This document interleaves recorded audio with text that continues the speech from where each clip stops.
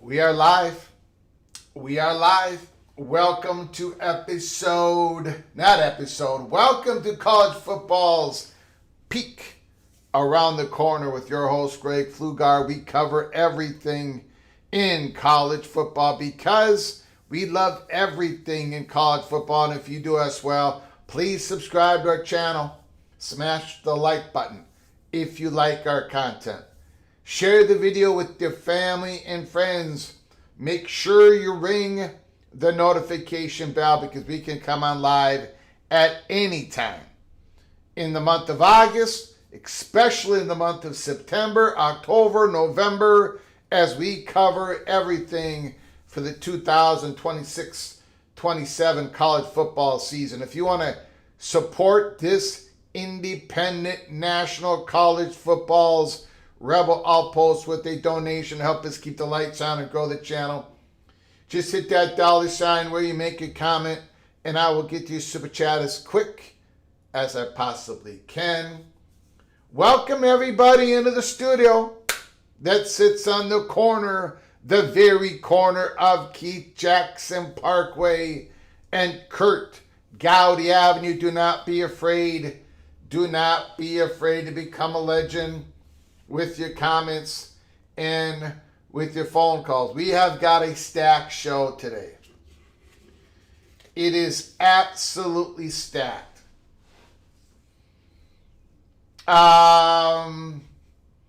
We are gonna start the monologue by going over the Jayden Daniels story at LSU. I'm just going to read the latest report. I mean, there's report after report after report. It's a moving story. And by the time I'm done reading the latest report, the story will probably have already moved. And they're going to get this thing settled. Jayden Daniels just put out a comment saying hopefully we can do this privately, back and forth, back and forth. But we do have to cover it because the story has gone viral. And Jayden Daniels, the lawyer, told LSU, can't use our name, image, and likeness and all that stuff. We'll talk about it because Jayden Daniels' number is going to be worn by a recruit that LSU promised that they would give the number 5 to. I listened to what Lane Kiffin had to say today, and I'm sorry, but I agree with Lane Kiffin.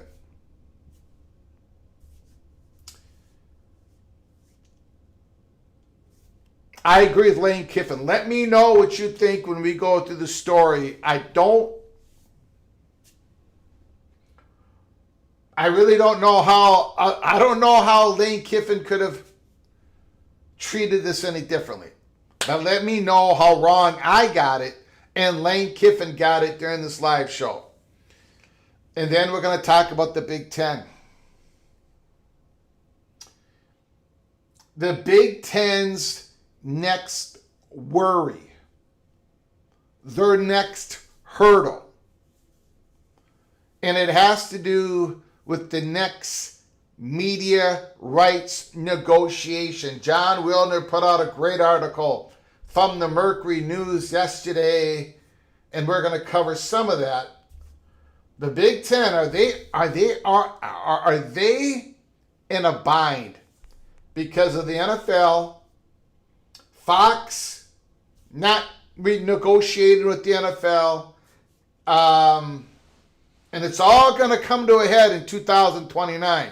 The Big Ten, the Big 12, the NFL. Is this... Now, the Big Ten has gotten the benefit from having good timing on their media negotiations. But has it caught up with them? Has their good... Now, there's a lot of very valuable things about the Big Ten. So it's not just about luck. But has the good luck run out on the Big Ten? Is this a case of bad timing for the Big Ten? So we're going to talk about that. And then Miami. The Miami Hurricanes. Mohr Cristobal.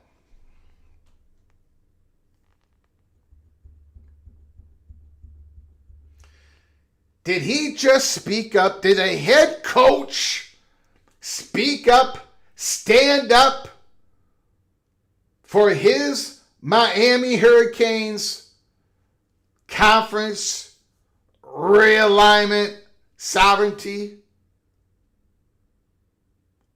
Did he just do that? Did Mohr Cristobal swat away the PCSA the way it's currently written because it would take away Miami's Hurricanes' sovereignty?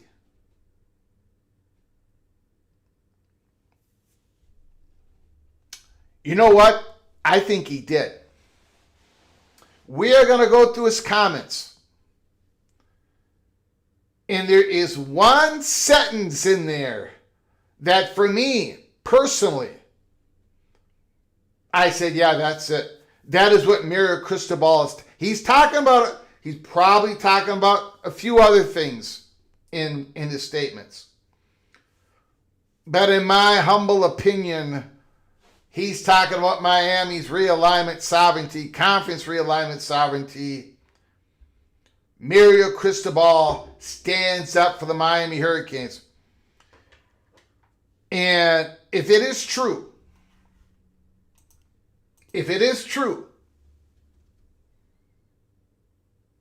I think he's the first head coach that has stood up for his university's ability to jump from one conference to another if the opportunity arises. Freedom of association. And I think that is what Mario Cristobal just did. And I know a lot of you I don't know what I'm talking about. We are going to cover that in the back half of the monologue. We got Ryan Brooks, the LSU Tiger, $5 holla.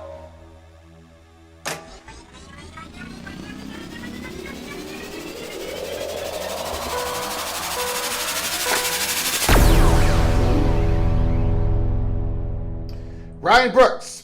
LSU has a tradition of great players sharing numbers, 18 and 7 in particular. Jayden would be the better advised to start a number 5 tradition.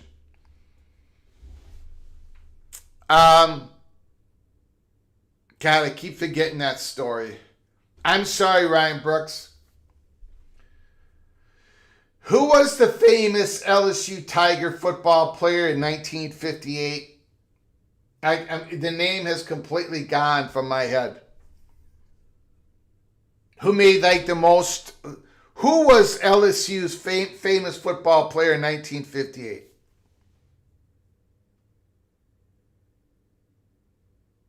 Billy Cannon. God, I tell you, there's something wrong with me.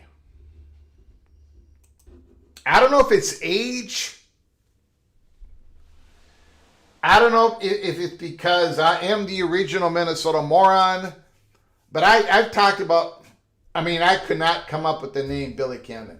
What number did he wear? And is that number retired? I don't know. Again, I apologize. I'm not an LSU historian. Even though I do run a national college football YouTube channel. Ryan Brooks. Again, I don't know. I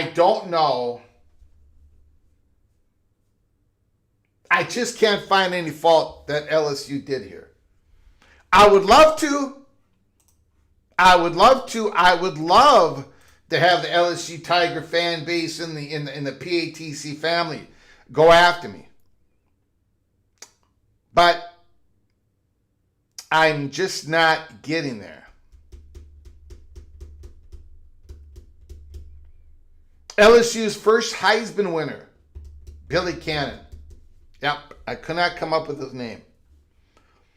All right.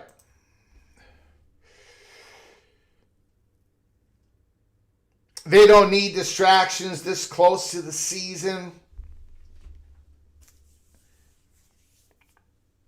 You know what? Let's do a quick roll call, and I'm just going to read the latest report out of this LSU story, and then we'll get what this story is going to be behind us by tomorrow, and I really think this is a blip on the radar. Don't you all think that? Now, look, I'm guilty. So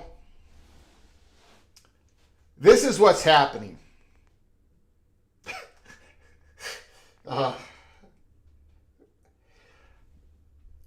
I'm not trying to be Greg the Cooler. I'm really not.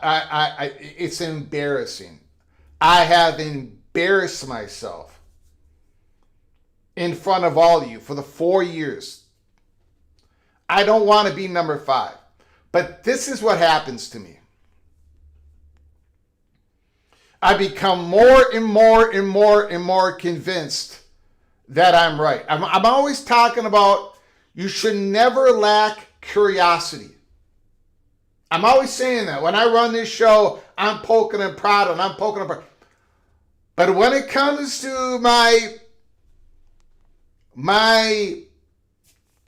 what I think on these college football teams, I think LSU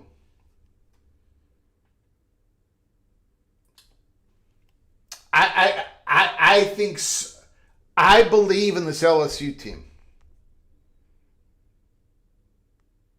I think that running game, this is one of those SEC teams that their running game has not been good. Like, you know, Brian Kelly, they lost that physicality, but I think they're going to get back this year. Because you're not going to be able to load up the box. You're going to have, I know Nussmeier was good and everything, but Sam Levitt's got wheels. And you're going to have Jace Brown out there. And I think Harlan Berry, I think Berry and Durham, I think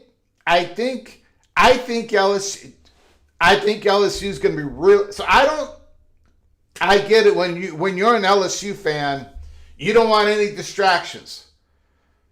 But I already feel LSU is going to be like, and then you talk about their great tight end, Tez Green. I think LSU is just going to be on a roll right off the bat. So I think this is going to be a blip on the radar screen. I do bring up the fact about Greg the Cooler for a moment here.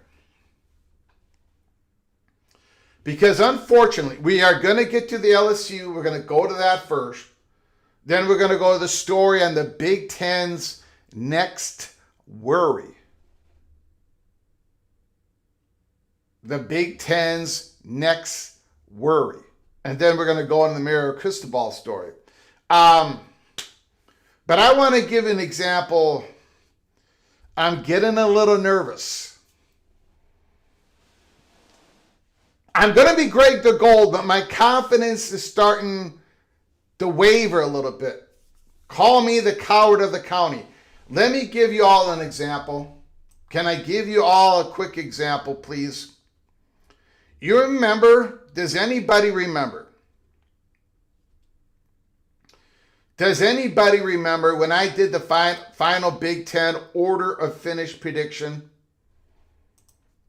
And I put Maryland at number 10. I put Maryland at number 10. And I gave the reasons why that Maryland's going to be number 10. Nobody has them up that high. But I do. Greg the Gold.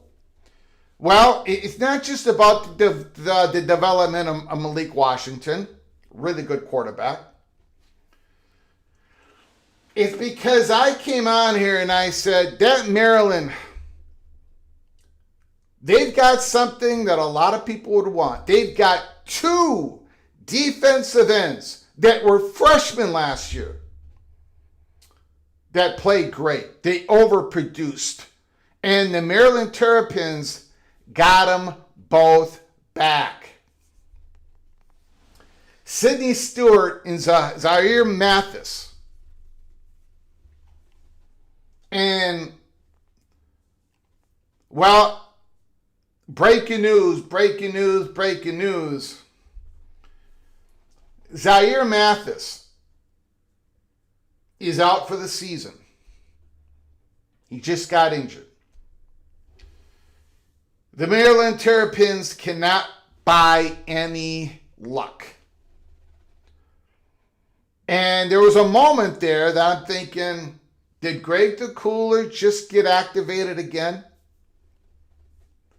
Because if I reach out and I say a team is going to overcompensate, if I say a team is going to do much better than the consensus out there, they're going to overachieve. Suddenly, bam, bam, bam, injury after injury after injury. And it just happened to the Maryland Terrapins. So I just wanted to put that out there. I'm a little uneasy. We've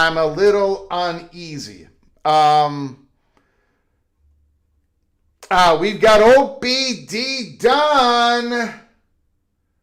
Holy smokes. But purple and gold. And we're going to be talking purple and gold.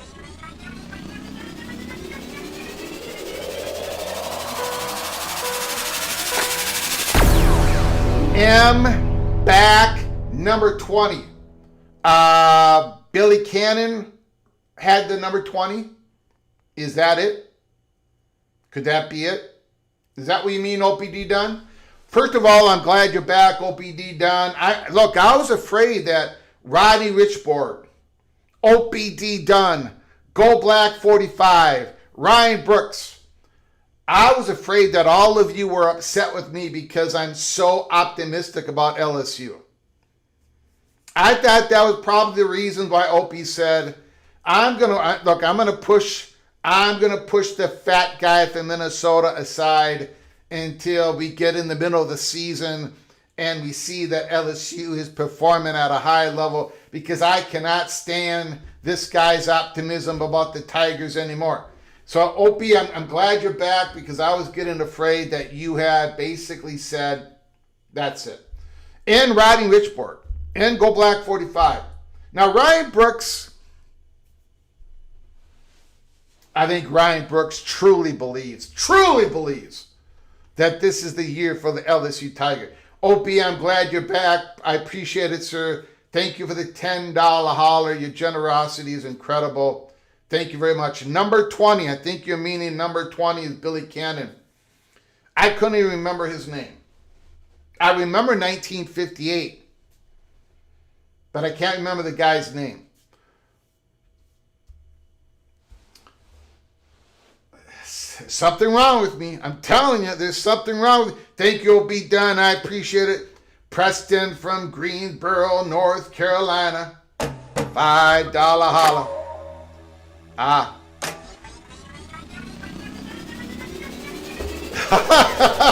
Sorry.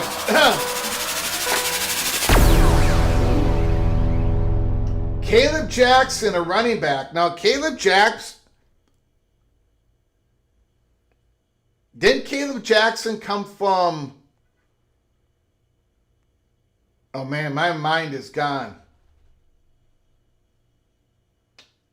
Yeah, he came from LSU. Yeah. That transfer from LSU to North Carolina is supposed to be number 5, but he came into camp overweight and is currently wearing number 62. That's pretty good.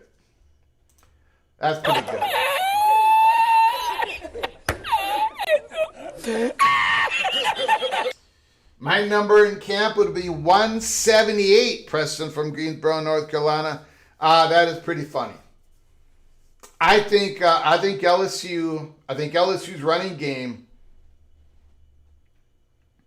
is going to improve. I think Georgia's running game is going to improve, because they're going to give the rock to Nate Frazier more than ever.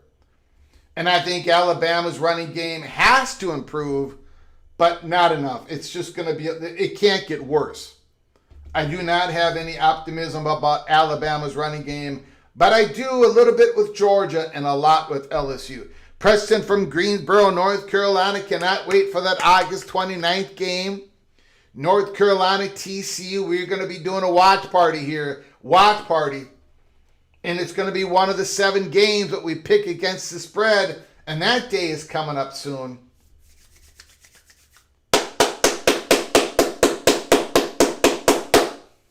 I cannot wait. I am all fired up. I am ready to be hurt again. Ready to be hurt again.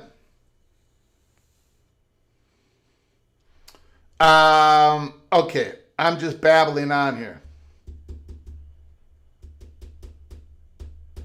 MGC Sooner, I don't know if you were around yesterday, but I gave the Oklahoma Sooners no love in our top 25.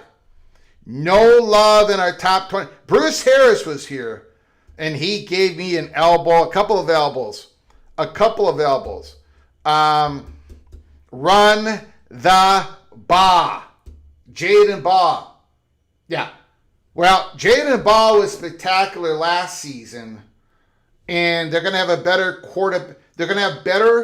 quarterback production. They're going to have a better offense.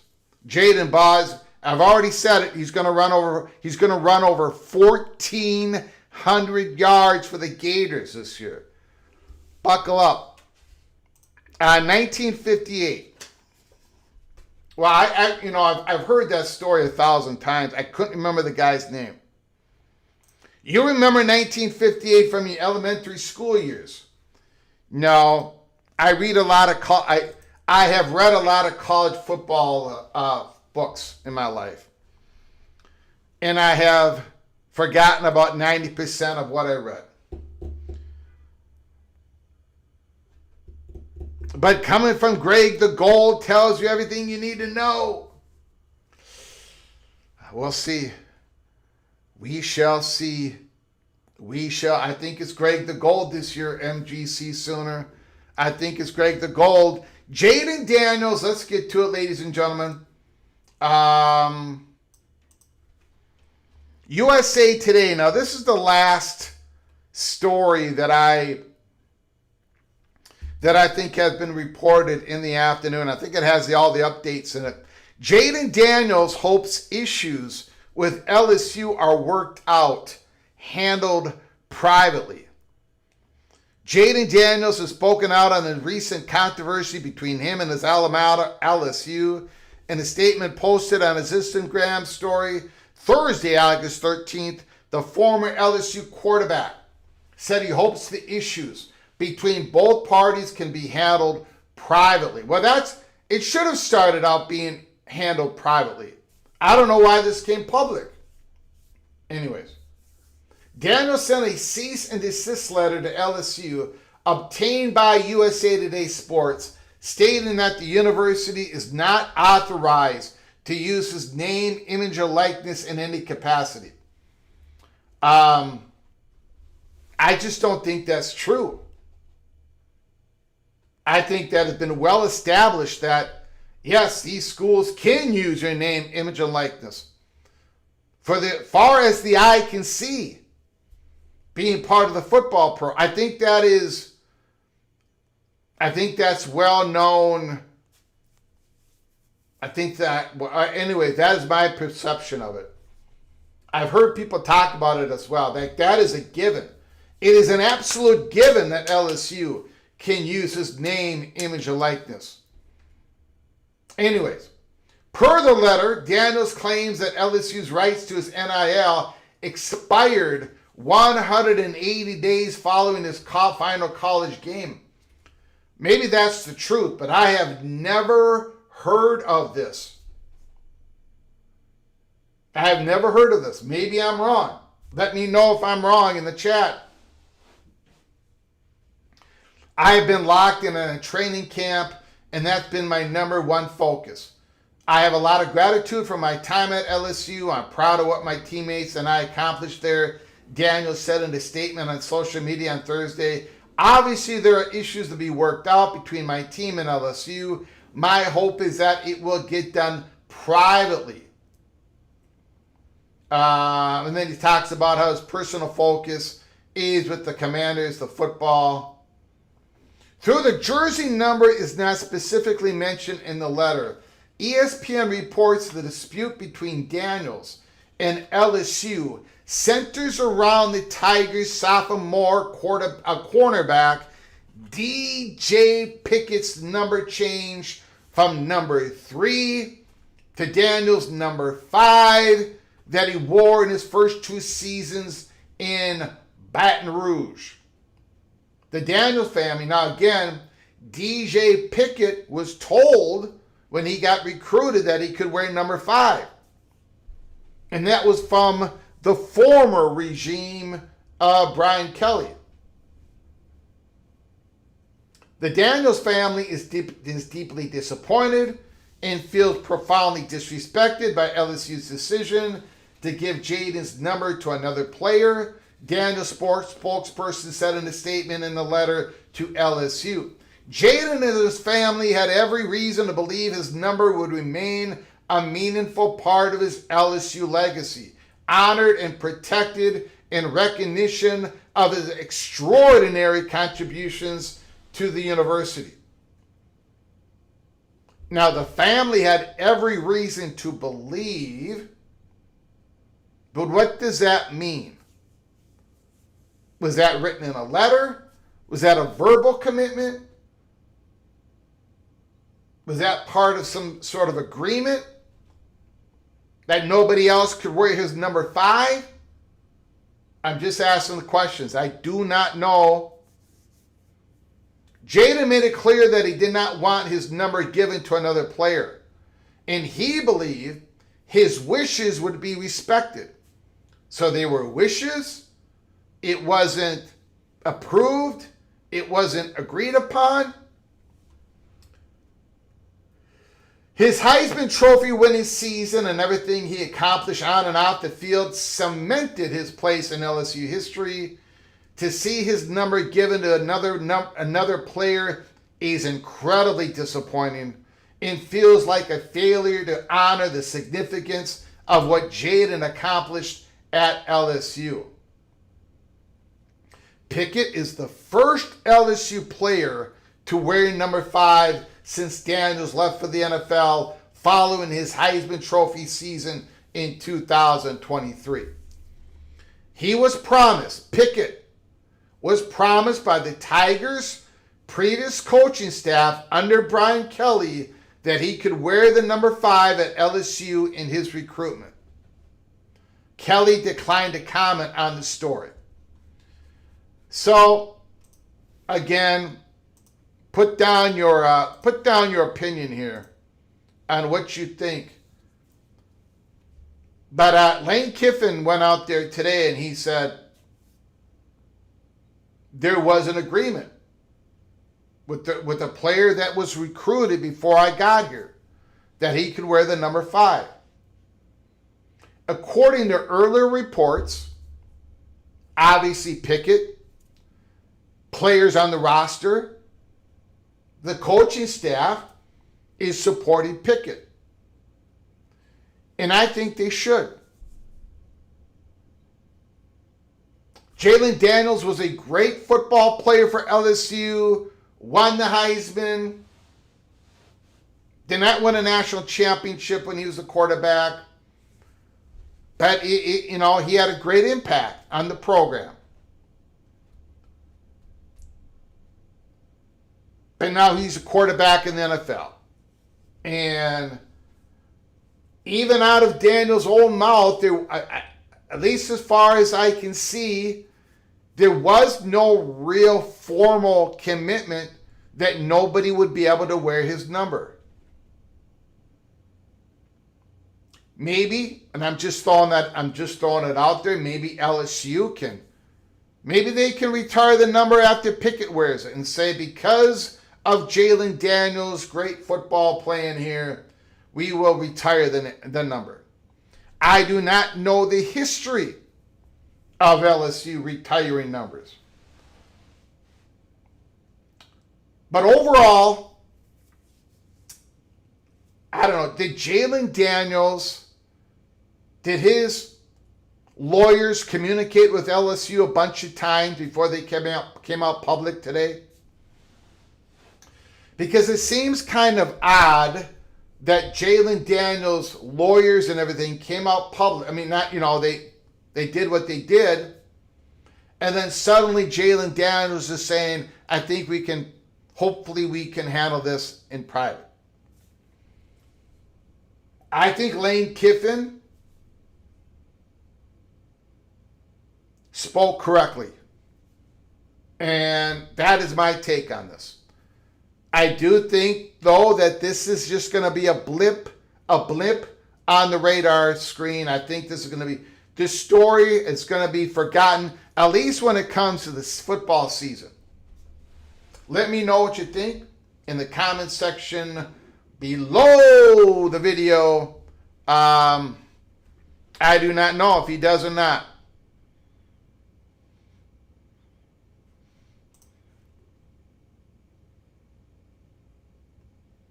Ryan Brooks, number 9 was worn by Joe Burrow in honor of Drew Brees in New Orleans.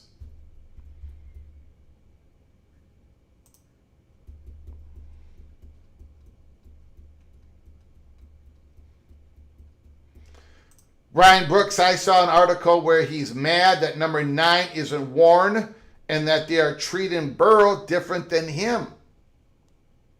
Okay? I can kind of understand that. Kind of.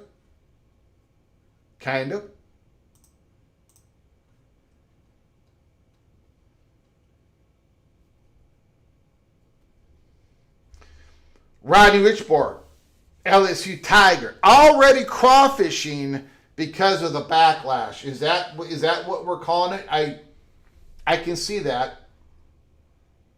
I can see that. We've got an I do declare again. Tomorrow at the end of the live show is the deadline to put your last I do declares in the books. We got a $5 holla.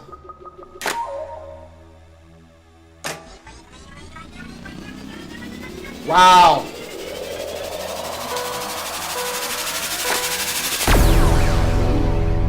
Holy smokes. Holy smokes. Cal Bears. I do declare the California Golden Bears will beat the undefeated Miami to win the ACC championship game.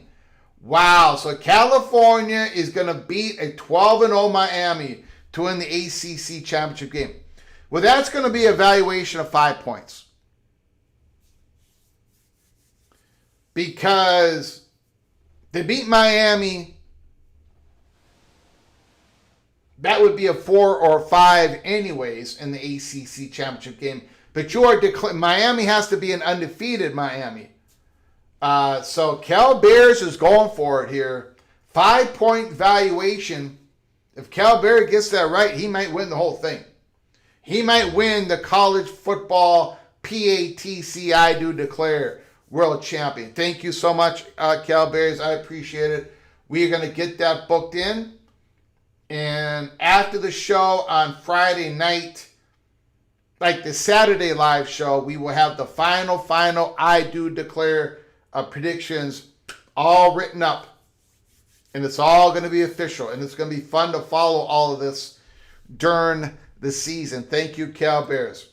Thank you very much. Appreciate it. We've got the Pirate Gator Mohr $10 holla.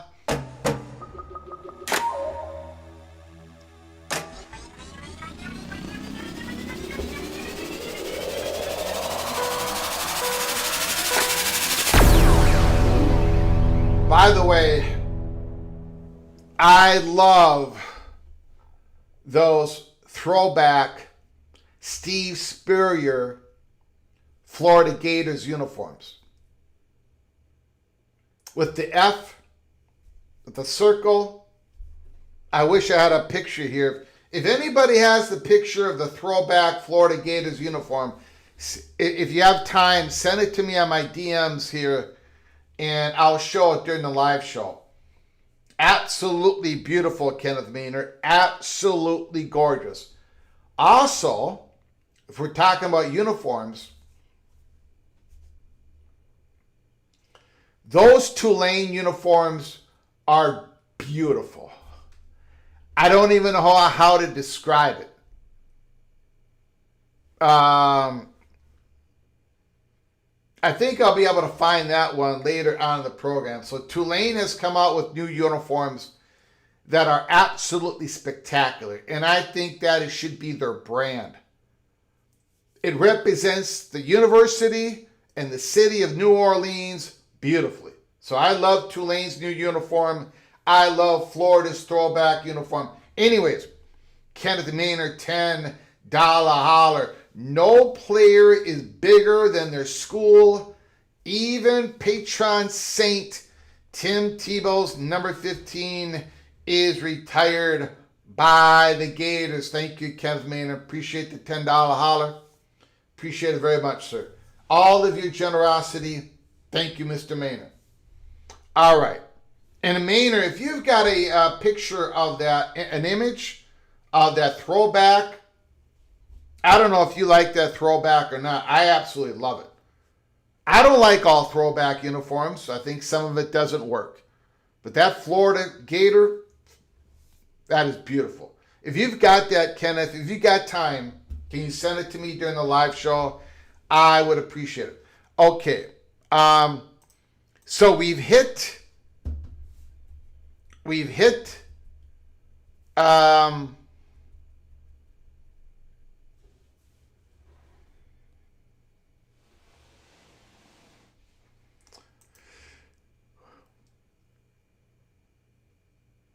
yeah, I'm digging those Florida uniforms as well. D5 Terps. By the way, D5 Terps,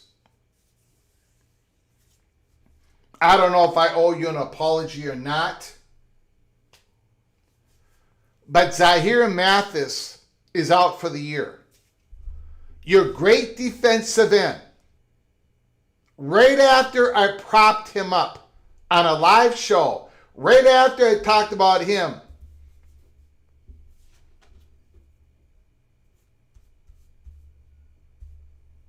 unbelievable. Right after I talked about Zahir Mathis and Sidney Stewart, Zahir Mathis goes out with an injury during camp. He's out for the season. So D5 Terps, it might have been all my fault. And for that, I apologize to you, sir.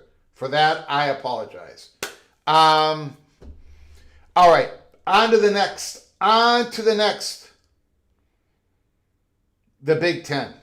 Before we get to Mario Cristobal,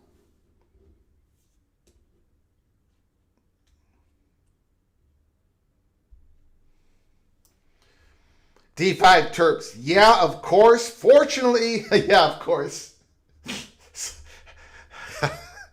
Fortunately, we'll fill his spot with the top DE in the class of 2026. All right. Rock and Rant. Zion Lely, yep. Rock and Rant. If Tulane was smart, they would make it their brand. The merch sales and identification with the city would explode. I agree. And they probably are going to do that because you got to give them credit. I mean, that is a great uniform for that city, for that team. By the way, if you missed it, go check out Rock and Rant's top 25. His preseason top 25. He did a fantastic job. So go check out College Football Express. And it looks a lot like mine. He has Oklahoma. I don't. There was a couple of major. He has Louisville at 19. I got Louisville at 19, I think. Somewhere around there. He's got SMU at 11. I got him at 15. We're pretty close. I mean, look, that might be I might be giving Rock and Rant the biggest insult in the world, but I think he did a great job on his top 25. Okay, hold on a second here. Hold on, Gator.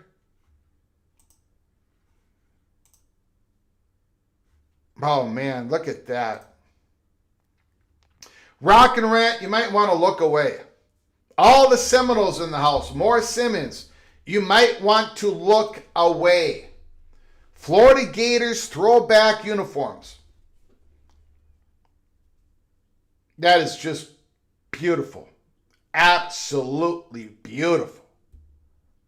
Woo!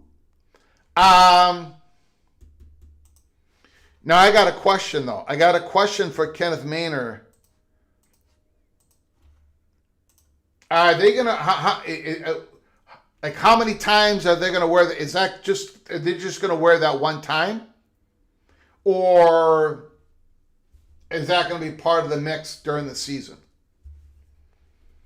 MBM, Florida has the ugliest uniforms ever worn. D5 Terps, 9 out of 10. I would agree. Rodney Richborg, not in favor.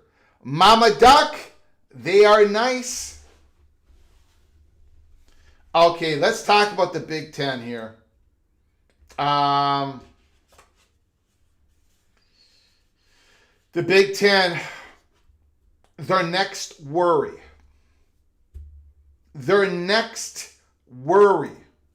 What are we talking about?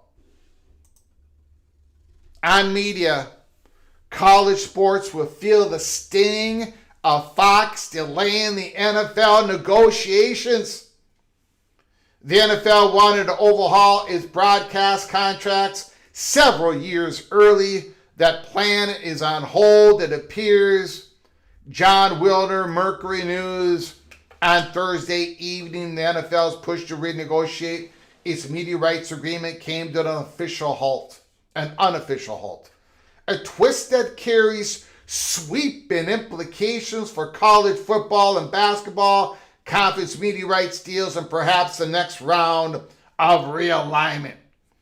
During an earnings call with Wall Street analyst Fox chairman Murdoch indicated his network would wait until the end of the decade to re-engage with the NFL on new broadcast contract. Does that mean that Fox is going to hit the pause button on any possible early renegotiation with the Big Ten? Does that also mean that when it comes to the renegotiation between the Big Ten and Fox, that maybe when it comes to 2029, when Fox is renegotiating within the NFL, that there ain't going to be the money there to give to the Big Ten? That the Big Ten is not going to reach their expectations on their next media rights package?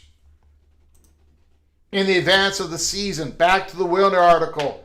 We had recent and thorough and productive discussions with the league, he said on the call. As a result, we will not be making any amendments to existing contractual relationship. That is Fox talking about the NFL. Murdoch's strategy makes perfect sense given the NFL's current contracts with Fox, NBC, CBS extend to the 2029 season. But Commissioner Roger Goodell and the owners, seeing the greater than expected value of the NBA's new media contract, had hoped to haul their network partners to the table several years early and squeeze another $6 billion or so out of them. But Fox, understandably, is wary of spending the money until it has no choice. That said, the NFL's desire to renegotiate several years early also makes sense considering its position as the apex franchise in the American media food chain, frequently accounting for more than 80 of the 100 most watched broadcasts per year on linear TV. Without the transmission fees and advertising dollars generated by NFL games, Fox, NBC, CBS would lurch towards bankruptcy. As a result, other sports properties with media contracts expiring in the coming years, that list includes the Big Ten and the Big 12, have been closely tracking the NFL's pursuit of new agreements. The current deals with Fox, NBC, CBS, ESPN, ABC, and Amazon generate about $11 billion for the league, according to industry sources. Goodell and his owners target an increase of at least 50%, valuing the new package at approximately $17 billion a year. That's $6 billion the networks would not have been able to spend on other sports and scripted TV. You can see the avalanche coming, and it's not a good place for the other properties coming up. Big 10, Big 12. Had the NFL reworked its deals in 26-27, the networks could have spent a few years recovering from negotiating new deals with the Big 10 and the Big 12, whose rights expire and 30 and 31 respectively. But Fox wasn't willing to return to the table. If the NFL intends to keep all broadcast partners on the same contract cycle, which makes sense on multiple levels, then it could delay the pursuit of new deals with NBC, ESPN, ABC, CBS. The trajectory has mammoth consequences for college sports, starting with the richest conference of them all, the Big Ten. The opening in the NFL broadcast contracts after the 2029 season coincides with the end of the Big Ten's deals with Fox, CBS, and NBC. Regardless of how much the NFL gets from whom, they are going to take a lot of the available pie. Patrick Crakes, head of the Crakes Media and former Fox Sports Senior VP for Programming, Research, and Content Strategy, told the hotline via text message. That was always going to happen.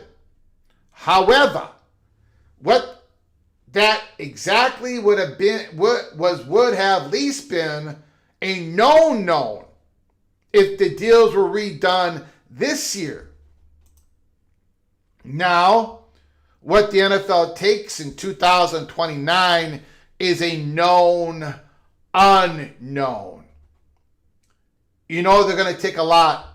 They are the priority, NFL, but you don't know how much, exactly when, and with whom. In other words, a wave of uncertainty just hit major college football right where it matters the most, at the ATM machines disguised as TV networks. After all, media rights negotiations are the propellant for realignment decisions. When a contract cycle concludes, conferences look for ways to maximize their paychecks in the next round. As we saw with the Big Ten adding USC and UCLA in the summer of 22, expansion is the standard solution. With the NFL's negotiations seemingly delayed until the end of the decade, the college conferences and other properties, including the Major League Baseball, have fewer facts and exponentially more guesswork ahead. Known unknowns. Fewer knowns and knowns, and more knowns and unknowns. The best outcome? That's easy. If I'm the Big Ten, the Big 12 of college football, Bitler said, I'm hoping for chaos with the NFL negotiations. That a traditional legacy broadcast network loses its rights, like a Fox, a CBS. If one of them doesn't re-sign with the NFL, they could have as much as $2 billion to spend on college football. College football wants a legacy broadcast network to get shut out. Shut out from NFL content. Especially if the streamers continue to stay out. Especially if the streamers continue to stay out of college football, which I don't think they will. Back to the article. So far, they haven't shown the appetite for a full season of college sports rights. That is incorrect. That is one part of the article that I do not agree with. Amazon tried to get a pretty decent package of Big Ten football. But the Big Ten decided to go with CBS instead. So Amazon has already shown that appetite. That's one part of the article that I disagreed with. Within the college football space, inequality rages. Fox will prioritize the Big Ten according to multiple industry sources. But that doesn't mean the conference can expect to repeat its 2022 success and secure a deal worth more than double $1 billion annually the previous agreement of $440 million. Finally, in the article, if the Big Ten if the Big Ten thinks it will get the same size increase as last time, it has something else coming. Now that three of its partners, Fox, CBS, and NBC, all write big checks to the NFL, a media industry source said. There's only so much money. For the lesser properties in the Fox lineup, including the Big 12, the situation is even more concerning. The Apex franchise apparently won't gorge for several years. What will be left for everyone else?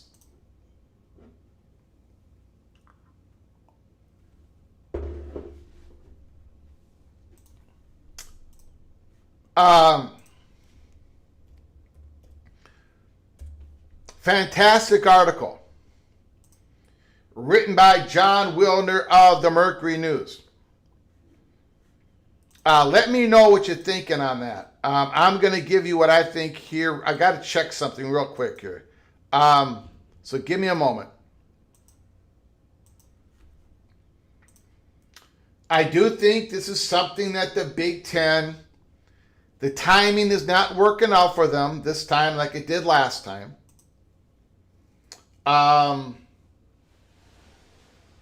I do think this is something that the Big Ten is going to have to keep an eye on. They're going to have to worry this. They're going to have to sweat it out. Obviously, I think Fox is going to be there for the Big Ten. I think that's quite obvious. And I think they're probably going to be willing to put up a decent increase as long as they get that top tier content, which they would. Fox is making a lot of money on Big Ten content. They're making a lot of money in the Big Ten Network, which they own 61% of. Fox and the Big Ten are close, right? The Big Ten is Fox's proxy. The Big Ten is battling SEC right now when it comes to the new college football playoff format, because Fox wants some of those college football playoff games. But a CBS, an NBC, what about an NBC? If they sign another big check to the NFL, is the NBC going to keep up their investment with the Big Ten, with Notre Dame? I mean, shoot, the NBC is getting sold. Or they're absorbing other people. We do not know what's going on with NBC. That's the story we got to watch for in the next couple of years. This is something that the Big Ten is going to have to sweat out, in my opinion. I don't think it's complete panic time. I've said this before on this show. Anytime someone says the Big Ten is in trouble with their next media rights because of reason A, B, C, D, the Big Ten, when it goes up to bid, a lot of these national advertisers love the Big Ten content. And the media companies know that, so the price gets pumped up and the Big Ten makes a lot of money. But you have to admit that in this case, not too good a timing for the Big Ten. Not too good a timing when theirs is coming up at the same time as the NFL. Now, the good news for the Big Ten is the conference is sort of on a roll here. And that can only help, at least in the margins. But it's probably going to help. And I've often said this about the Big 12 this year. It is really crucial for the Big 12 to change the narrative this year. To go to the college football playoffs and have a Big 12 win a football game in advance and bring all of that goodwill, all of that momentum back to the Big 12 conference. They need to do it on the field at playoff time. Not every year, not all the time, but they've got to change this negative. There's only been one Big 12 team to ever win a playoff game. That was TCU. They've got to change the narrative this year. Because the Big 12, as much as the Big 10 is going to be hurt by the renegotiation time, the NFL and the Big 10, the Big 12 is going to be probably hurt even worse. And that is one of the reasons why Brett Yormark created an ace up his sleeve to get private equity somewhere in his partnership, a strategic partnership going forward. Because I think you're going to see the Big 12 football on a streaming platform after 2030. Not all their games. They're going to be on network, but they're going to have some of their games on a major streaming platform. And I think the Big 10 will as well. But anyways, so that is the Big 10 story. Big 10 has a worry. They've got a hurdle going forward. We've got Joshino. Welcome to Early P Cloak and Dagger. You, Joshino, are officially knighted Cloak and Dagger. Thank you very much. You are now our new family member. Welcome aboard. I've seen you in the chat before. You can go to a library of episodes, watch all the episodes, including Early P Cloak and Dagger member episodes. For everybody, we did release episode 525 earlier today. So after this live show is over,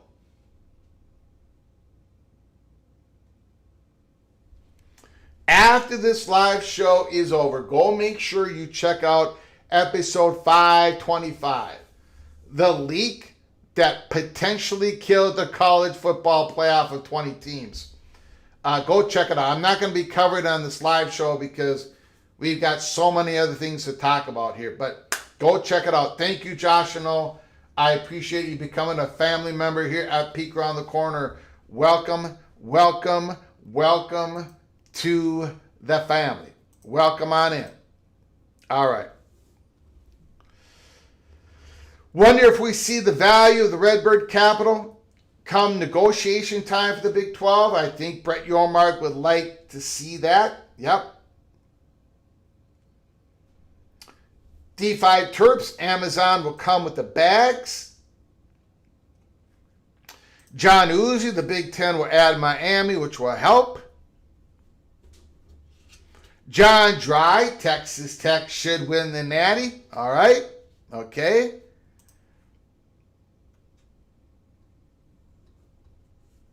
NFL eats first. No question about it. But look, let's be honest here. Big 10, fans of Big 10 schools, teams,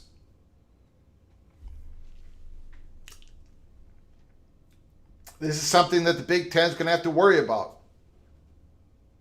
It is. Now, I do get it though. I mean, let's be honest. If the NFL did do an early renegotiation with Fox, CBS, and NBC, there would be people out there saying, oh, because of the early renegotiation, this hurts the Big 10. They would have flipped the reasoning around. They would have said an early renegotiation would have hurt the Big 10. I tend to agree with John Wilner, though. I think if it would have happened earlier, it would not have impacted the Big 10 as much. But because the negotiations with the NFL is happening at the same time as the Big 10, I don't know. This does not help the Big 10. The only question is, how much does it hurt? Something to think about, Big Ten folk. Something to think about. And again, if you talk about conference realignment, I've said it often here at Peek Around the Corner. The conference would rather wait a little bit longer to add on schools because the leverage and all that, we've talked about that. Now the Big Ten might have to pull that trigger in early 2027.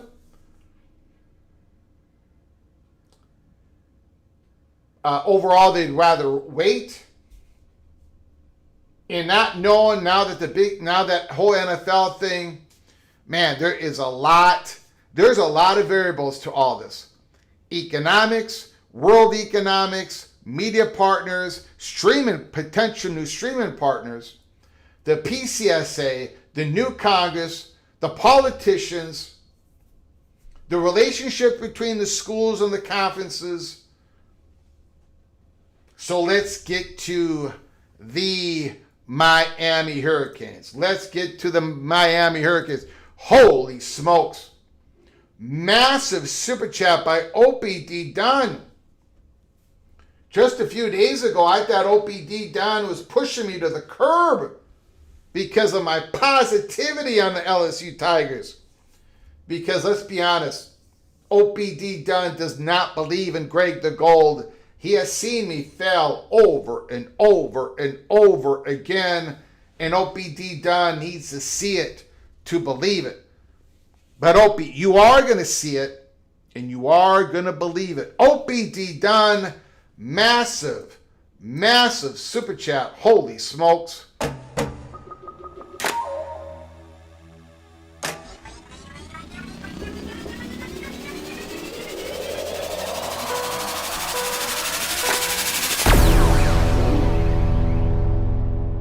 Been trekking through the deep weeds and mucky waters, looking for the drones. It's been radio silence. While out there they flew overhead, I heard one say, big decision coming. Also, after the flyby, one of the drones did a breakaway maneuver with a banner that read, for WC and Rick.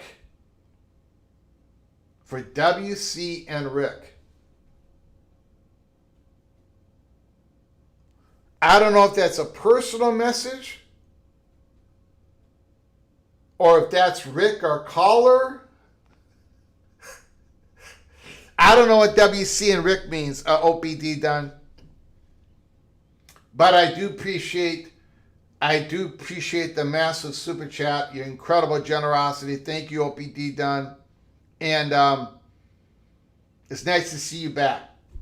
And your creative writing is absolutely brilliant. Been trekking through the deep weeds and mucky waters, looking for the drones. It's been radio silence. While out they flew overhead, I heard one say, big decision coming. Also, after the flyby, one of the drones did a breakaway maneuver with a banner that read, for WC and Rick. Now, we did a live show yesterday in which the Silo Mountain came back. It was our picture, the Silo Mountain, and SCC was climbing up that mountain. I think we're going to be hearing something within the next month. If anybody missed that live show, go back and give it a watch. OPD Dunn, thank you so very much. I appreciate your incredible kindness. Absolutely incredible kindness. Wow.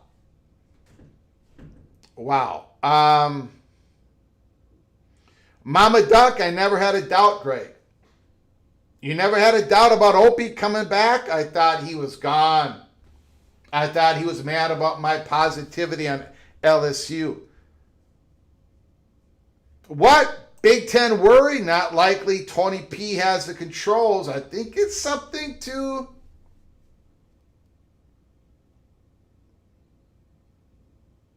The timing's not good for the Big Ten. The timing is not... And Big Ten has been fortunate in their timing before. The last couple of their media negotiations, they did a media negotiations right after Ohio State won the national championship. What year was that? Urban Meyer's first championship. I mean, their negotiations have been perfect timing. This one's not. I think we all have to agree with that. Right? I think we all have to agree with that.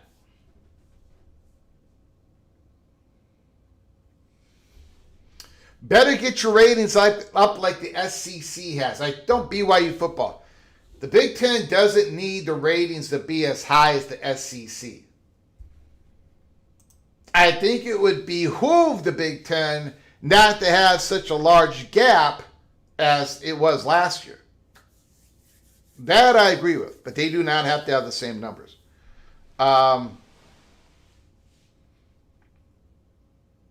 What happened to all those UFOs?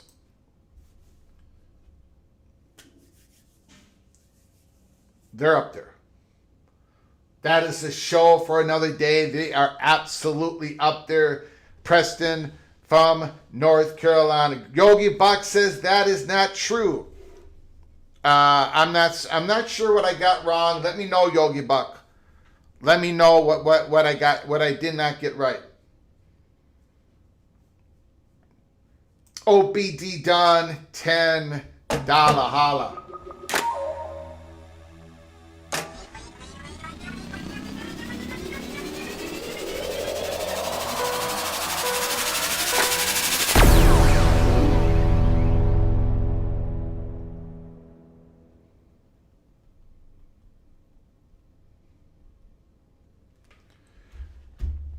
When Air Force planes do a flyover, and when one plane breaks away for a lost pilot, so the banner was for Western Civic and Rick not calling anymore. Sir, thank you for the $10 holler. OPD done.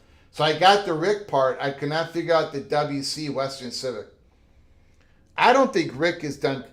I don't think Rick is done. I hope Rick is not done calling. I hope Rick is not done calling. I hope he's not. Very passionate, knowledgeable caller, entertaining, one that I agreed with a lot. Sometimes I did not, which makes it a good caller. Great caller. Hopefully Rick is not done calling. Now, Western Civic, he had his moments of levitivity. He was very entertaining.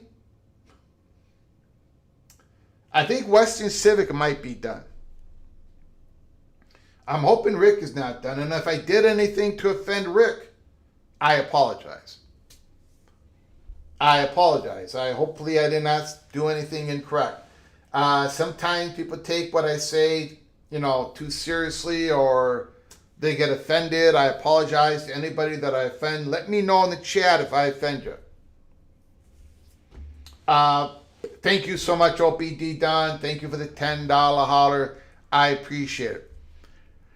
Yogi Bach says, I was wrong. The Big Ten still needs TV ratings or they would get busted down on value. I did not say they did not need TV ratings. They do not need the level of TV ratings as the SEC. That's what I said. And it would behoove the Big Ten not to have as big a gap as they had with the SEC last year. But they do not have to hit the same numbers. The national advertising, look, I'll give you an example. The Big Ten network is cranking out a lot of money.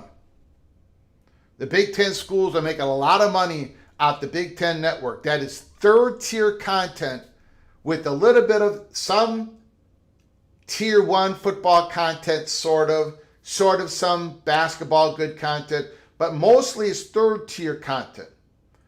The conference is making a lot of money. The subscription number, just like every other channel out there, is not going up. but the ad rates are going up. The Big Ten Network has no problem filling in their live content on that network for national advertisers. And that is how the Big Ten Network keeps making more and more money.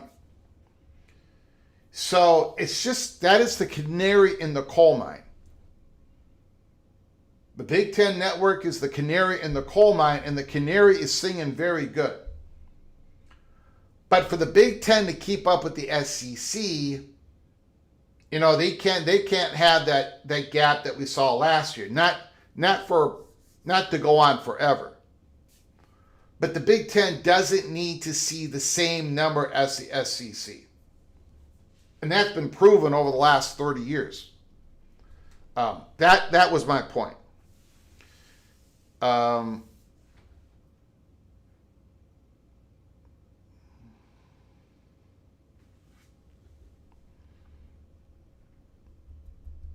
right. Now let's get to the Miami story. I first want to take a quick time out and say thank you to Ryan Brooks, OPD Dunn, Preston from Greensboro, North Carolina, Cal Bears with an I do declare, Kenneth Maynard, the Pirate Gator Maynard, Joshino, and OPD Dunn. I appreciate you guys' donation, helping us keep the lights on and grow the channel. Thank you very much. I appreciate it. Very humbled by your generosity. Now let's go to the Miami story here.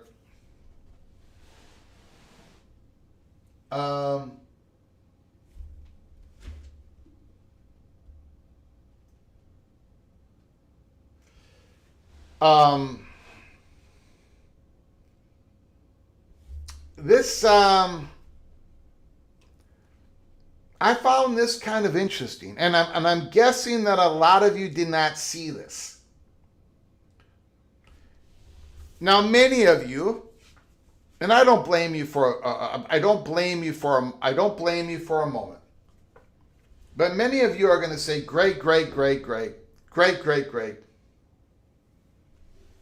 You are you're not on the right track. You are this isn't what you think it was, Greg. This isn't what you think it was. Let me know how wrong I got it in the chat or with your phone call. But I got a feeling that this one particular line that Mario Cristobal said has to do in ensuring the Miami Hurricanes keep their conference realignment sovereignty. Let's get to the article. And I'm only taking a small part of the Centennial article from Adam Lichtenstein. I'm only going to take about 10% of the article. Let's get to it. Sun Sentinel, South Florida. Hurricanes, Mario Cristobal, the head coach, skeptical of the Protect the College Sports Act. Adam Lichtenstein, published today, just a little bit before we came on live here at Peek Around the Corner.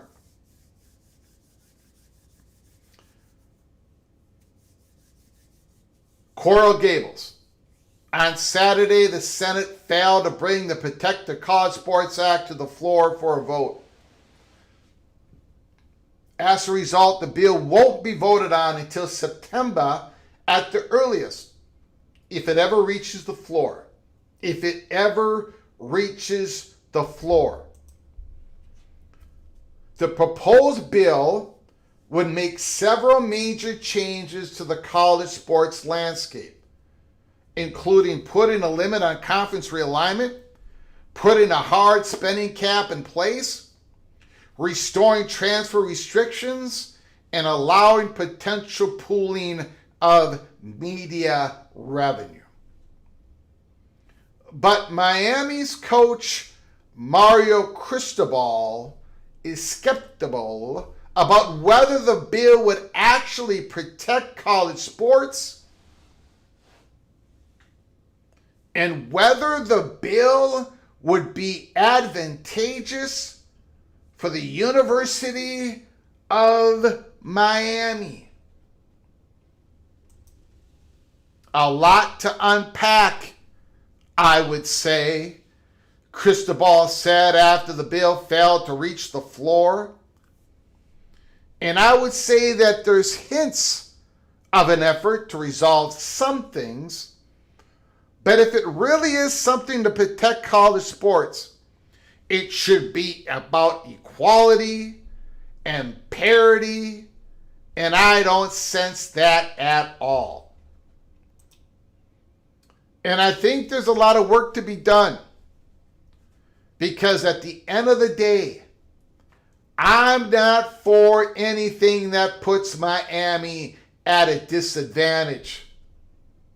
And I'll leave it at that. The NFL has a model that makes sense. This is for another day and time. But again, that needs a lot of work. It is nowhere near in terms of the word protect. It's not synonymous with what it is on the table right now.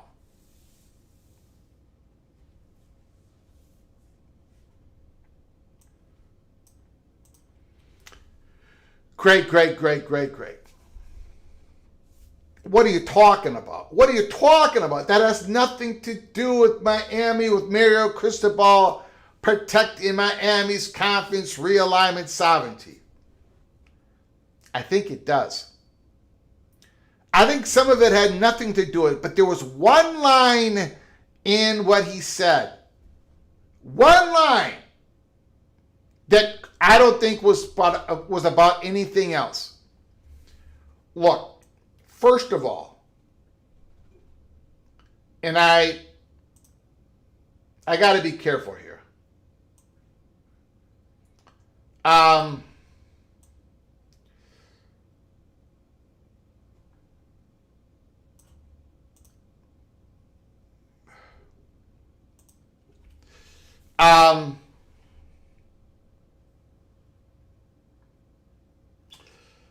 Miami and Florida. Now, okay.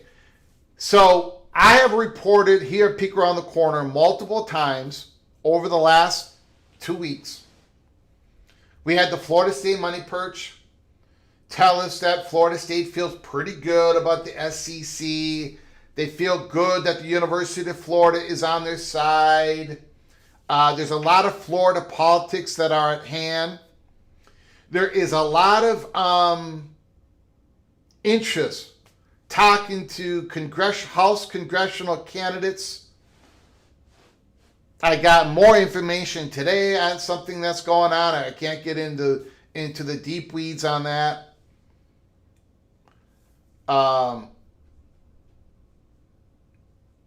So there's a lot of stuff going on in the state of Florida, in and around PCSA in Miami and Florida State, trying to make sure that 5-year provisionary independent thing is not in the PCSA.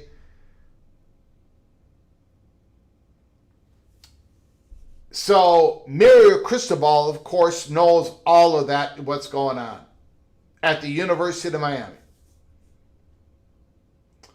When we talked about 3.5 years ago here at Peek Around the Corner that Miami was a serious Big Ten candidate right below North Carolina and Notre Dame, we were kind of scoffed at, to be honest with you. We're not scoffed at anymore here at Peek Around the Corner. And we've got Miami as like a third-tier SEC candidate. So Miami is in a real good catbird seat on all this. I'm going to go ahead and steal the line that was used in the Florida State money perch. I think it was in his last email. I can't remember. They're all running together now. So Mario Cristobal knows what's going on here, right? But here is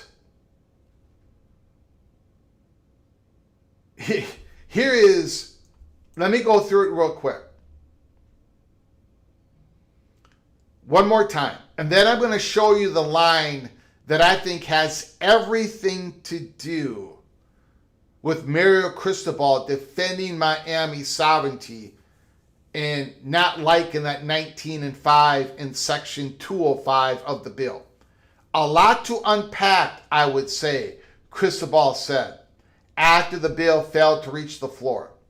And I would say there's hints of an effort to resolve some things.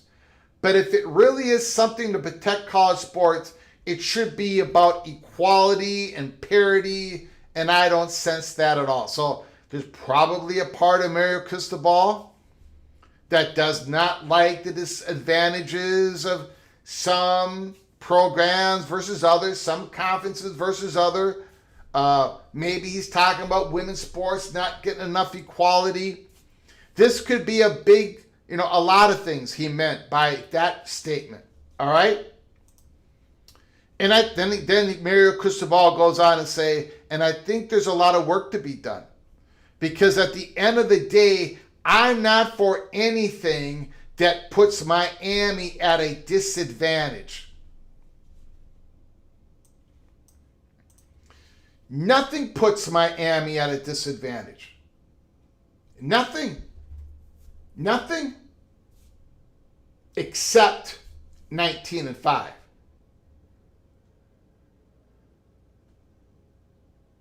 Miami's got a great university. Miami's got great mega boosters. Miami has a great brand.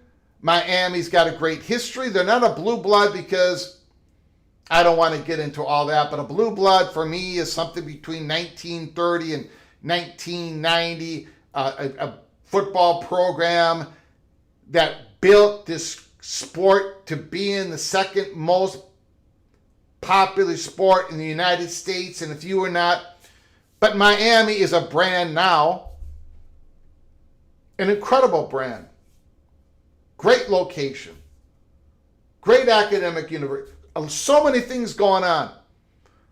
But as the Big Ten and the SEC starts to have a conference value gap between the Big 12 and the ACC, it doesn't mean that the schools in the Big 12 and the ACC cannot compete. Miami was just in the national championship game. They might be in it again this year. Texas Tech could be in it again could be in it. My BYU, but there's a disadvantage. And Cristobal is talking about the PCSA. I'm not for anything that puts Miami at a disadvantage.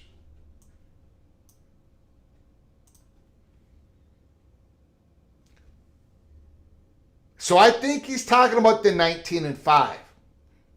However, that's not the line.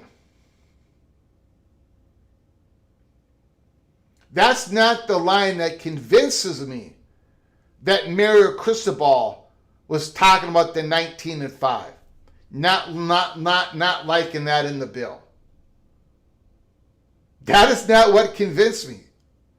It was the next line that Mario Cristobal said that convinced me. I'm not for anything that puts Miami at a disadvantage, and I'll leave it at that.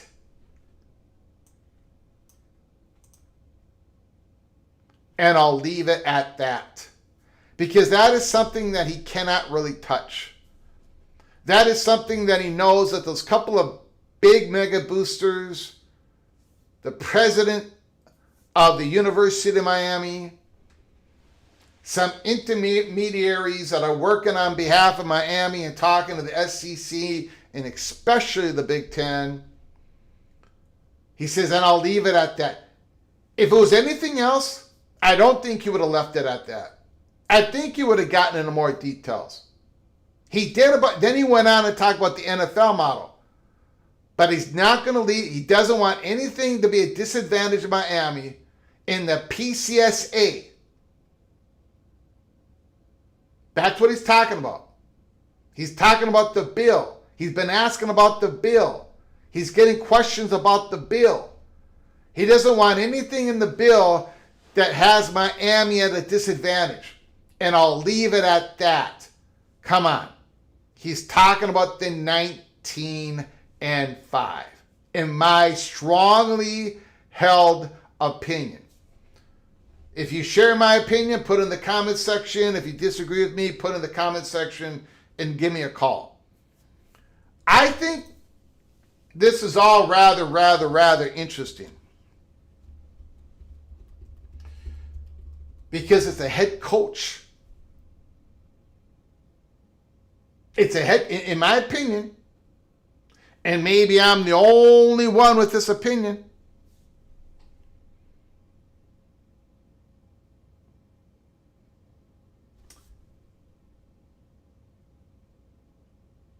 But I think this is like the first head coach of a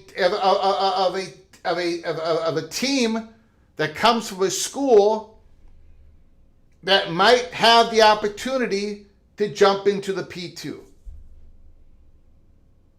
Now, we do not expect Mike Novell to say anything because he's fighting his own battle there in Tallahassee trying to keep his job. Bill Belichick ain't going to say anything. Tony Ellis probably not going to say anything. Manny Diaz is probably not going to say anything. Brent Key probably not going to say anything. But Mario Cristobal is somebody that could, and he said it. I think he actually did it. I think he crossed over the Rubicon. He was asked questions and he answered it. He answered it. I'm going to put that line up one more time. And I think there's a lot of work to be done in the PCSA. He's talking about the PCSA. Because at the end of the day, I'm not for anything in the PCSA that puts Miami at a disadvantage in the PCSA. And I'll leave it at that. And the only thing that puts Miami at a disadvantage in the PCSA is the 19-5 in Section 205. And I think that is quite telling that a head coach would come out and say he went all the way up. He went all the way up to the border. He couldn't go another foot. He could not say the next part of it. And he said, I'll just leave it at that. But I think we all know what Mario Cristobal was talking about. Let me know I got it wrong again. And now we'll go to phone calls. We'll go to phone calls. I appreciate everybody coming on in. 763-260-1333. 763-260-1333. Another beautiful day, August 13th, to talk some college football. A beautiful, beautiful day to talk college football. Phone lines are open. Do not be afraid. Do not be afraid. Let me see if I missed any.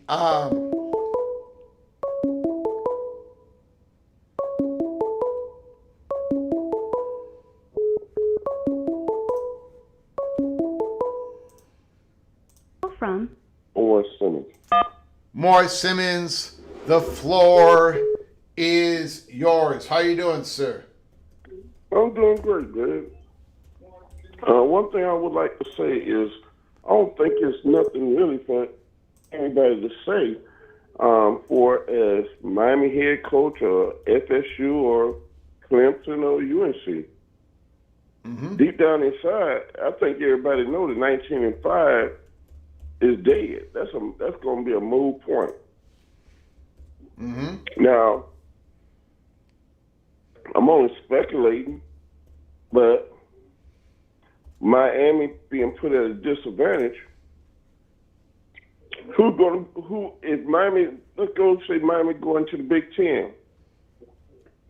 Who's going to be their travel partner? Miami is at the tip of Florida.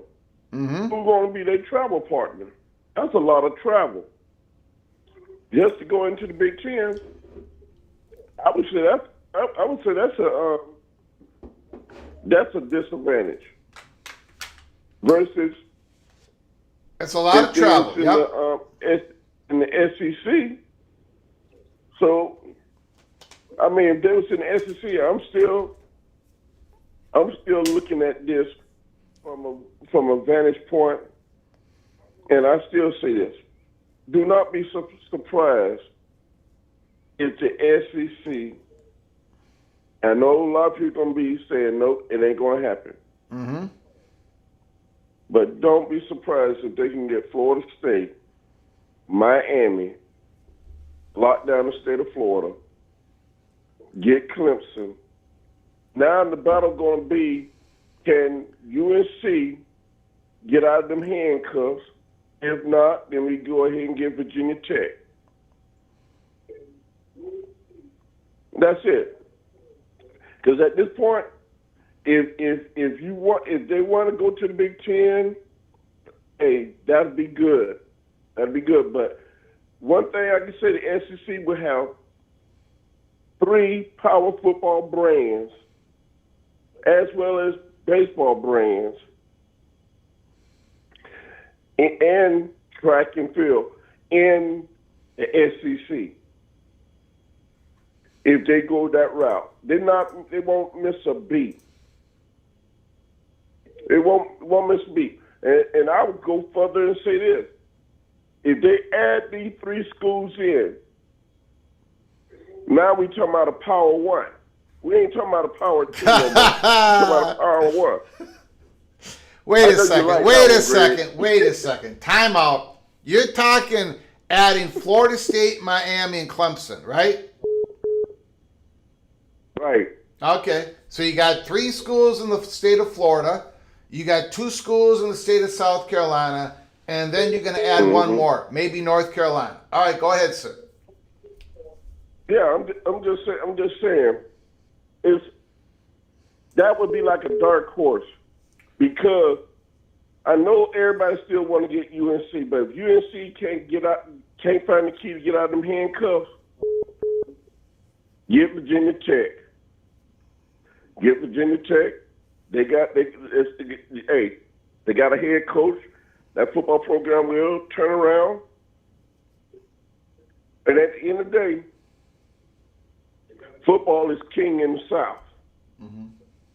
Football is king in the South. That's all I'm going to say.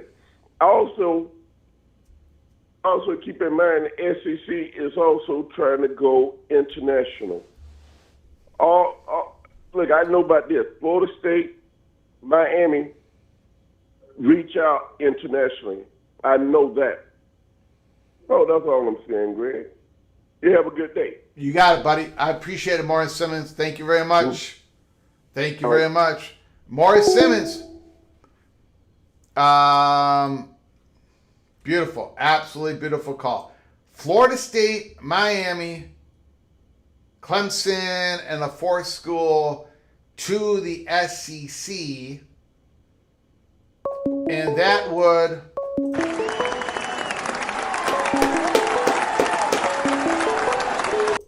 Thank you, Mr. Simmons. Call from Rock and Rant. Rock and Rant. Can you hold on for just 1 moment, please? Sure can. I appreciate it very much. We got Ryan Willie, $10 holla.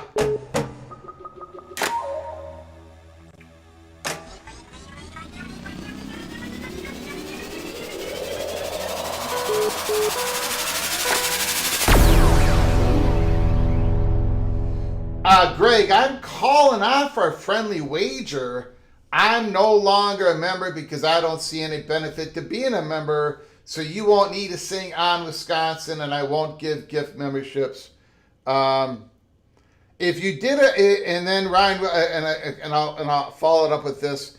Ryan Willie, if you did a member only live show, I would consider being a member. Thank you for the $5 holler. Thank you, Eva Badger, for the $10 holler. Your generosity. Appreciate your friendship. So I have elected not to do a members only live show. And that doesn't mean I do not appreciate the memberships and the family members. Now I don't, I don't do that many member early peak cloak and dagger episodes because I want to keep those special. I want to give a little bit of nugget of information before we go live. If you go back and check out our last early peak cloak and dagger episode of last week, we absolutely nailed it. We had information. We put it on there, and the members got it before we went on live. That's how I'm doing it. A lot of YouTube channels do it differently, and they do a great job. I just, for my purposes only,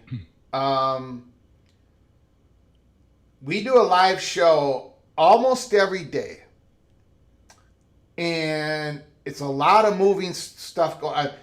There's a lot of moving. Things move fast. So when I get some information, and if I'm ready to do a live show, I'm just going to give it to everybody at the time. I don't hold back. And one great example is the Florida State Money Purse just recently, where he talked about the quick strike operation, and I put that out there. And a week later, Ross Dellinger covered. There's a lot of people that can't afford a membership. I'm so grateful for those who do gift memberships, like you, Ryan. If you don't want to do it anymore, that's fine. I completely understand why people think a membership isn't of value here. I do think we bring value. It's just a different type of value than other YouTube channels. We are different. In some ways, we're not as good, right? I watch a college football mafia show that Rock and Rant is on, and they do things that I'm unable to do. They have interactions between them. They have a dynamic amongst all of them that I cannot offer. We have different channels. There's a bunch of different channels out there, and that is what's great about college football YouTube channels, because there's such an incredible variety out there. But I understand if you don't find the value of being a member, I get it and I appreciate it. But I've already made the decision. I'm not going to be doing member only live show because it just doesn't work with this program and how I do things. It doesn't work. It just doesn't work. That's all I can say. It doesn't work here. But thank you, Ryan. Thank you, Eva Badger. I appreciate your generosity and your support. Rock and Rant, the floor is yours. Tell me how wrong I got it once again with the Mayor Cristobal situation going on today. Well, my opinion is that you did not get it wrong, and I'll give you the reason why I do not believe so, because to me it's in the article in a different way. So Adam Lichtenstein is an actual legitimate reporter, right? Typical, old school journalist, not fake news crap. I don't want to hear any of that BS. Mm-hmm. Who writes for the Sun Sentinel, and he's a beat writer. He covers the Miami Hurricanes beat for football. That's one of his main things. He might have other teams. You're talking about Lichtenstein? Right. Yeah, he's their beat writer, right? And he's against any more conference realignment, by the way. Yeah, I don't know what his take is. He has said that. I followed. He has said that. He just said that a week ago. Go through his timeline. He's for the 19-5. So this is coming from Adam, who's for the 19-5. I'm sorry to interrupt you, but go ahead. Yeah, and whatever way on that, right? But my what I'm sort of leaning towards is because he's that. If you know anything about whether you like it or not, if you know anything about Miami's media operations and Mario, Mario is generally not an off-the-cuff kind of guy, right? Except for when he's roasting Kirby Smart at that coaches thing, in which case it was pretty entertaining on both sides. But if the way this article starts off is very much, it gives a summary of the proposed college sports landscape, right? And the first thing he puts in there is about putting the limit on conference realignment, the hard spending cap in place, restoring transfer restrictions, and allowing potential pooling of media revenue. And then after the very first quote that he gets from Mario about being at a disadvantage and the NFL model, the next thing he talks about it once again is conference realignment. Mm-hmm. And I can pretty much guarantee, without knowing, because I don't know, but I've seen how it operates, that if any of the framing of this article was out of line, that there would already be a certain statement out there that he would be getting grief from the back end, right? And if you go through those lists of the things that could cause damage for Miami, I would say that list that he starts off with, most of those do not. So, like, for example, the conference realignment, absolutely, of course, could. The hard spending cap in place, great. So Miami has a hard spending cap and everybody else has a hard spending cap. Then you go back to Mario Cristobal, the recruiter who was good before NIL existed, right? He's one of the best recruiters, period. Mm-hmm. You go back to actual, real, true NIL opportunities. You have the Miami market, and then you can live in Miami as a thing. That doesn't hurt them. Mm-hmm. Restoring transfer restrictions, well, that's operating at the same place that everybody else is, right? So that's the same anyway. Yep. And the potential pooling of media revenue, I don't think Mario Cristobal gives a crap, because the only way that would really happen is a way that would be a positive to Miami or a detriment to others to bring them closer to Miami.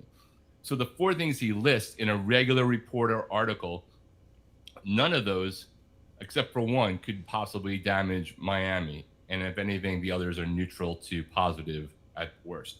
And then you have that quote, the NFL model makes sense. I don't know that he's saying that they need an NFL model, but he's saying it makes sense. So I personally believe that without saying 19-5 and without him saying specifically conference realignment, that's what he was referring to in there. Maybe there's a couple of other things, but I don't think that's the gist of the article, or what he's inferring from it, because or else it would have been in the article right before it or right after it in true normal old school journalism side. And plus Cristobal, he sometimes says he doesn't want to talk about things, but then will say that he thinks the college football playoffs really shouldn't change, that he's old school. Yeah. I don't think it's the disadvantage that Morris was referring to. And it could, I don't know. I'm not in Mario Cristobal's brain. I take 10% of the income coming into his brain. Mm-hmm. But Mario was a player when Miami was both an independent traveling all the way and also a coach or a player and a coach in the Big East, of which the closest person that you ever played really was Virginia Tech, which wasn't, they were traveling to the Northeast all the time. And he has the still anytime, any place mentality. So I don't think that the travel thing is fresh on his mind, other than to learn from what did or didn't work when he went to go play Cal a couple of years ago and not do the same thing for Stanford. So I don't think that you're wrong. And the reason why, to me, is not just that line. It's what the reporter put in before and after the main quote that's getting circulated of, I'm not for anything that puts Miami at a disadvantage. Mm-hmm. Yeah, I agree. I agree, sir. I absolutely agree. I did watch your top 25 segment. If anybody wants to listen to a really good explanation of somebody's top preseason top 25, go to College Football Express and listen to Rock and Rant. I think you did a really good job, because it looks a lot like mine, except you got Oklahoma in there. I don't. God, I can't remember. I have Oklahoma I have them in there, but I don't have them in the playoff. No, but you have them. I don't even have them in the top 25. But there's something you were missing. There is. I can't. I'm having a mind block. You had somebody out, not in there. There was Gophers on my mind, but they were not in my video. You should not have Gophers top. But there was something that I disagreed with. Can you run through your top 25 real quick? There's something I wanted to yell at you about, but I forgot. Yeah, I mean, listen, I did some specifically contrarian things because there's chalk already forming around all of this, Yeah. and everyone is always wrong. You know, we had Yes. five of the Yeah. top 10 a couple of years ago, not even ranked. So, and I definitely have a bias because I know more about one team, and I think that's there. But it was Yeah. like, you know, I had two G6 in here because this is what I think is going to happen, not on day one, but this is what I think leads to the end of the season. That's how I look at it. Oh, this It's is the your end. preseason. This is your projection end of the season. Yeah, that's where I kind Oh, of think okay. things All ultimately right. go. I didn't qualify that because I am putting it out now, but I have a thought of like, what do you think is really going to happen, not just some random ranking today. So Okay. that maybe that qualifies it a bit. But I had some outliers. I'm giving Lenora Sellers another shot. After Oh yeah, yeah. disappointing That's last year. it. That's the one. That's the one. You had him at 23. Yeah, last year I had them in the playoffs, Greg.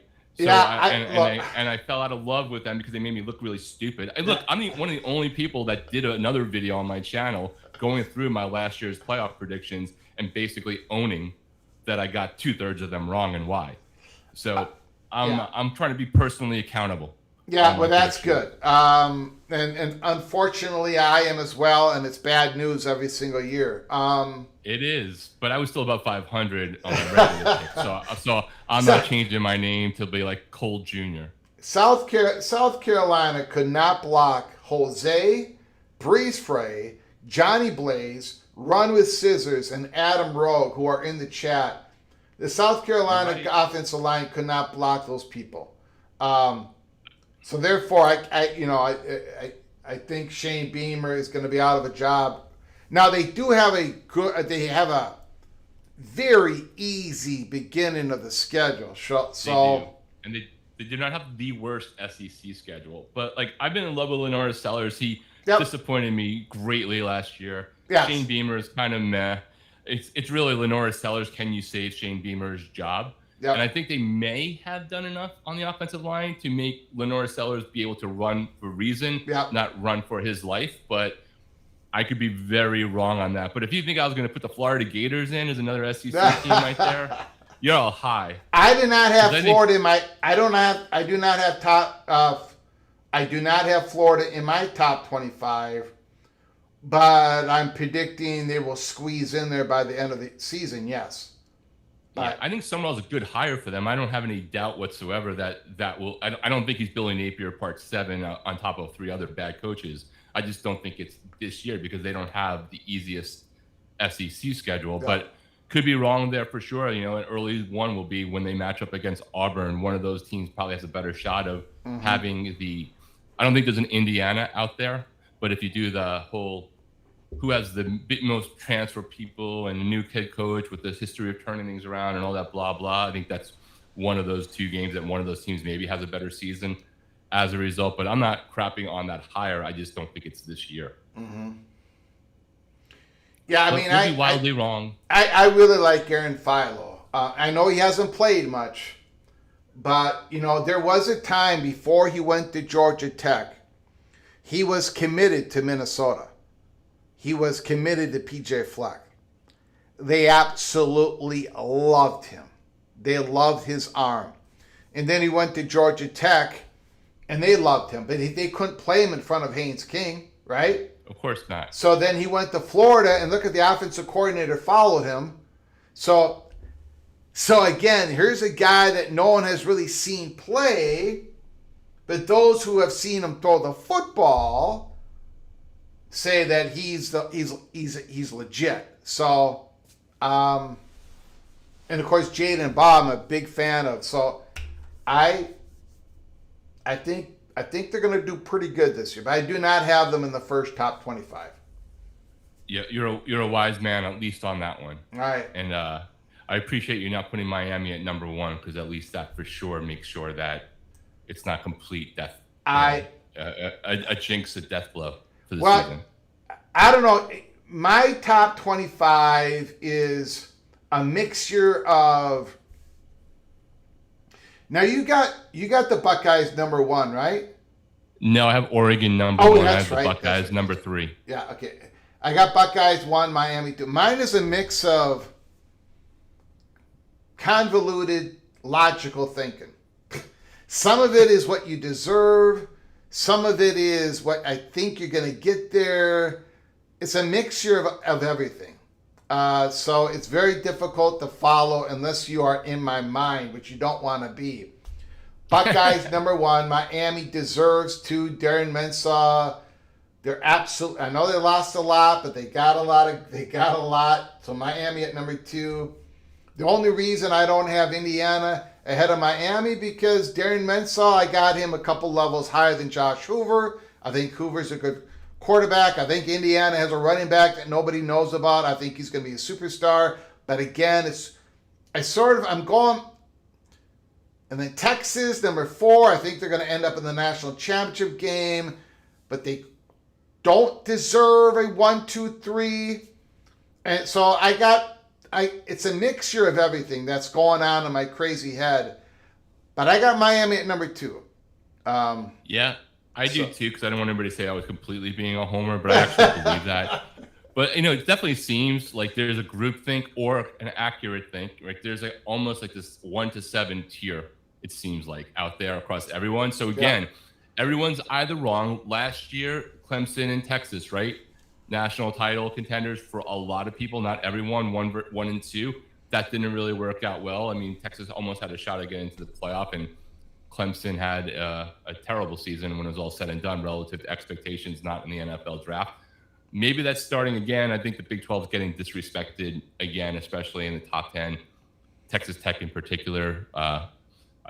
They were not going to be the Brendan Sorsbys. They were going to be the Red Raiders, and if Will Hammond's back for game 1, it's kind of a wash to me. Yeah. Brendan Sorsby was not like a walking god at Cincinnati last year. Yeah. Darren Mensah, first time I watched him play was against Kansas State. And that was a beautiful game. Kansas State eked out a victory over Tulane. But Darren Mensah and Mackay, what's his last name? Mackay Hughes, they were the running back, absolutely fantastic against Kansas State. And I fell in love with Darren Mensah, and I talked about him on the live show after that. And then he went to Duke, and I was like, holy smokes, Duke got a great quarterback. And the pressure that Darren Mensah was under last year, because Duke couldn't stop anybody. They had to score every time they touched the ball. Yeah. I think Darren Mensah is a superstar. I think they upgraded at the quarterback position, and they were just in the national championship game. So I think Miami can win it all. I'm hoping you're right there. I think you're right on the Mario Cristobal thing, and I'll leave you with one alternate universe thing that I'm sure has been brought up before, but since you're doing the Darren Mensah, we talked about the Gators.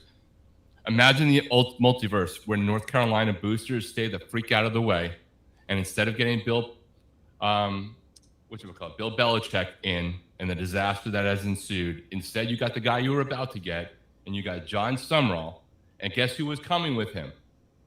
Darren Mensah. Yeah. Imagine that world. That's what should have happened for North Carolina. Hopefully that drama comes to an end. Instead, Sumrall is at the Gators, which means he'll be a thorn, hopefully, in my side at some point when we play them again. Instead of a thorn always in the side until Miami's out of the ACC at North Carolina. But good show, man, and we'll keep on listening. Beautiful. I appreciate it. Thank you, Rock and Rant. Great call. Whoops. Great call, Rock and Rant.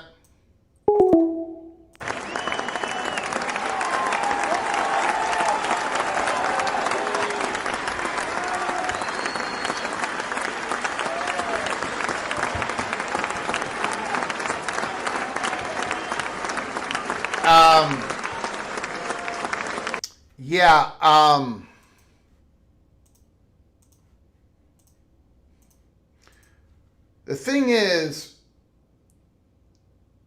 could have North Carolina had enough NIL money, for a quarterback? I guess because I think Duke paid like $4 million or $3 million. I don't know if North Carolina could have gotten Darren Mensah even if John Sumrall went there, but it is interesting to think about. speaking of North Carolina, Preston from Greensboro, North Carolina, very generous super chat, $5 holla.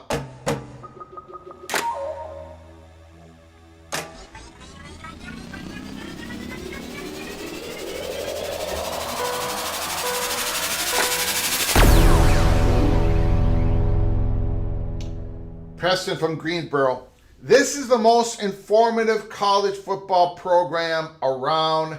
I've learned more about college football here than anywhere else. Wow, Preston from Greensboro. Very kind words. Unbelievable. Thank you very much. Aww. I appreciate that, sir. Thank you for the $5 holler. Again, I'm always very humbled and thankful for the kind words. I get people messaging me from time to time saying I don't call in, I don't go in the chat, but I do listen every day, and I appreciate it, and I feel great about that. And but I also know this show is not for everybody. I do not look. There are great college football YouTube channels out there that just focus on one team. I cannot deliver to you the content that a YouTube channel does when they focus on one team. You know, I can't give the North Carolina storyline every day. I can't talk about it every day. I'm going to fail every day on that. Or I don't cover just the Big Ten, just the SEC, the ACC, like a lot of college football channels do.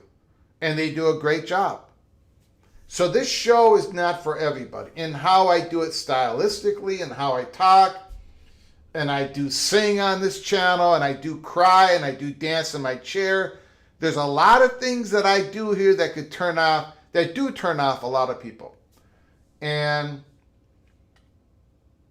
I'm an old man, and it's very difficult for me to change. And so this is how we're going to do it.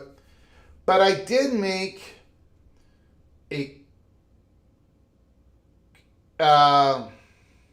how do I say this? I did make an intentional decision on how I do the members only episodes. When I have a drop of information that I can safely put out there before we do the live show, the timing of it has to be good, I put it out there. But I'm not going to run live only live shows because it doesn't work for this program.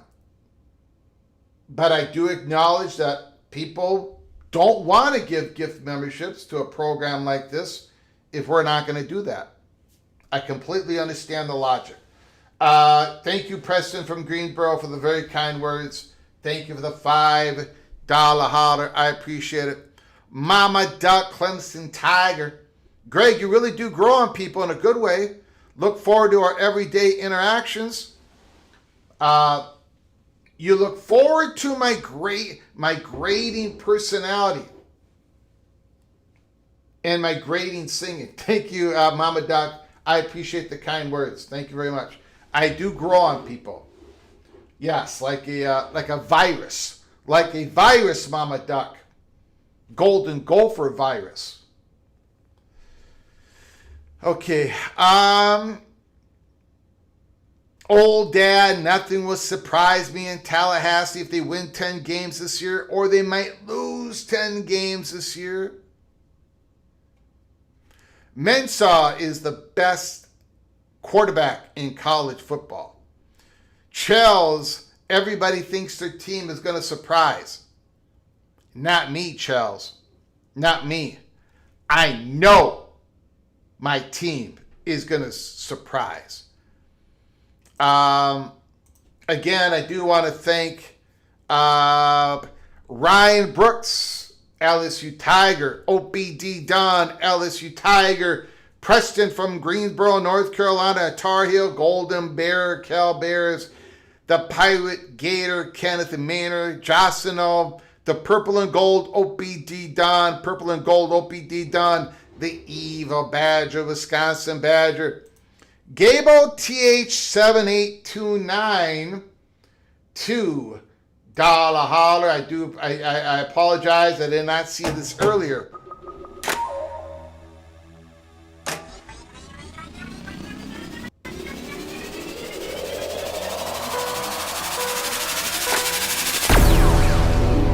Gable TCH7829, he talks about FSU like it's a 93. Them days are been gone. I think he's talking about Mohr Simmons. Well, I will say this. Mohr Simmons, I agree with him. Florida State has an incredible brand, very valuable brand. And I don't think it matters that they went 2-10 and 5-7. The team is not as good as it was, but they will rise again at some point.